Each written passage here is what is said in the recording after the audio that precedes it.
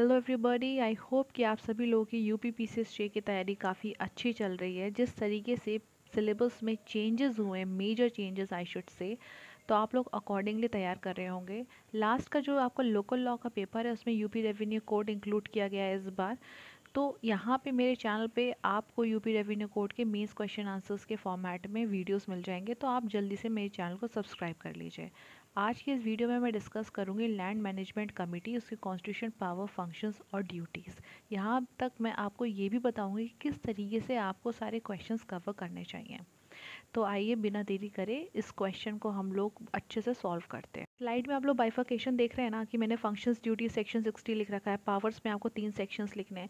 इसी तरीके से ना आपको बिल्कुल याद होना चाहिए। देखिए, अंदर का मटेरियल तो आपको याद रह जाएगा, बट आप लोग लैग करेंगे वहाँ पे सेक्शन को रिकॉल करने में। All right, so you have to be thorough with it.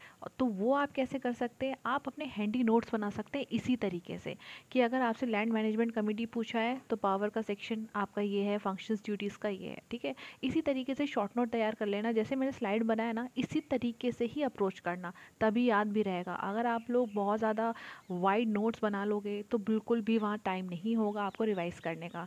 So that has to be like very handy. चलिए आइए इस क्वेश्चन को हम अटेम्प्ट करते हैं। बेसिकली भूमि प्रबंधक समिति का काम क्या होता है? जिस तरीके से नाम सजेस्ट कर रहा है, लैंड मैनेजमेंट कमेटी, ग्राम पंचायत की जितनी भी ज़मीनें होती हैं जो उसके अंडर में होती हैं, उसको सुपरवाइज करना, उसे प्रोटेक्ट करना, ये सारा काम होता है आपका लैंड मैनेजमेंट कमेटी, मैनेज करना, ठीक है। And this is according to section 59 of this code. देखिए, लैंड मैनेजमेंट कमेटी का आपको section 28A of UP Panchayati Raj Act, वहाँ पे भी रेफरेंस मिलेगा और सेम बात वहाँ पे भी बोली गई है, that it is the duty of the land management committee to discharge its function in protection and supervision of all the properties which are belonging to or vested in or in held by the gram panchayat। ठीक है, तो पहले तो आपने यहाँ पे एक introduction दे दिया कि इसका काम क्या है। बेसिकली कॉन्स्टिट्यूशन की अगर मैं बात करूँ तो इस कमेटी के अंदर होते हैं जितने सारे आपके ग्राम पंचायत के मेंबर्स होते हैं ना, वो सारे के सारे आपके भूमि प्रबंधक समिति के मेंबर्स होते हैं। जो ग्राम पंचायत का प्रधान होता है वो उसका चेयरमैन होता है। ग्राम पंचायत का जो लेखपाल होता है वो उसका सेक्रेटरी होता है, ठीक है।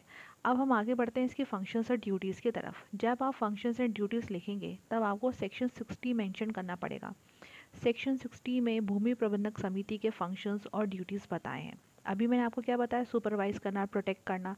तो सबसे पहला पॉइंट तो आप यहाँ पे यही लिख सकते हैं कि एवरी भूमि प्रबंधक समिति shall be responsible for the superintendence, preservation, management and control of all the lands and other things entrusted or deemed to be entrusted to that gram panchayat under section 59। इसका काम ये भी होता है कि प्रिजर्व करना, maintain करना, जितने भी फॉरेस्ट हैं, ट्रीज हैं, जितने भी पैस्चर्स हैं, सारा डेवलपमेंट देखना। So this is also one of its duties. साथ ही साथ जितनी भी आपकी आबादी साइट्स होती हैं, विलेज कम्युनिकेशन, क्या मेंटेनेंस चल रहा है, उसके डेवलपमेंट पे भी जो है ध्यान देना। हर्ट्स, बाज़ार्स और मेलास, इनके मैनेजमेंट को भी देखना।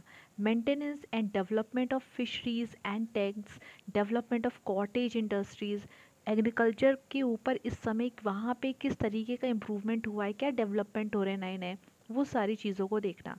Conduct and prosecution of the suits and proceeding by और against a gram panchayat and even any other matter which may be prescribe. तो एक इस तरीके से कोई एग्जॉस्टिव लिस्ट नहीं है, कोई और अदर आपका मैटर भी यहाँ पर। मूविंग टूवर्ड्स द पावर्स, तो पावर में सबसे पहली ये पावर है कि he has this power to let out the village tank under section 61 but with the previous approval of SDO। तो जिस टैंक का एरिया अगर एक्सीड करा है 0.5 एकड़ तो उसे लेट आउट भी कर सकते हैं। Conducts of the suits and legal proceeding, जैसा कि मैंने अभी आपको बताया था। तो क्या होता है 62 के अकॉर्डिंग, ये बेसिकली ग्राम पंचायत के बिहाफ पे भूमि प्रबंधक समिति का कोई भी मेंबर जो भी ऑथराइज किया है समिति ने, दे में साइन एनी डॉक्यूमेंट और do any other thing which is necessary for the proper conduct and the prosecution of the suit, या फिर कोई और अदर प्रोसीडिंग। ठीक है, देखिए क्या होता है ना, मैंने आपको जैसे बताया कि ग्राम पंचायत के जितने मेंबर्स होते हैं वो भूमि प्रबंधक समिति के मेंबर्स भी होते हैं। तो यहाँ पे यही है कि अब अगर कोई प्रोसिक्यूशन या फिर कोई भी सूट फाइल हुआ है तो एक भी किसी भी मेंबर को या चेयरमैन को ऑब्वियसली ऑथराइज किया जा सकता है ना। तो वो यही बात करे, conduct of the suits and legal proceeding. But compromise या फिर विड्रॉल नहीं किया जा सकता है ग्राम पंचायत जहाँ पे पार्टी है, ठीक है, उसके बिहाफ पे नहीं किया जा सकता है अनलेस कॉम्प्रोमाइज़ या फिर विड्रॉल जो है अप्रूव किया गया है by the resolution of the Bhumi Prabandhak Samiti या फिर प्योर सेंक्शन दिया गया है SDO का। ऑलराइट, सो यहाँ पे एक ये प्रोवाइजो भी एडेड है इसके साथ।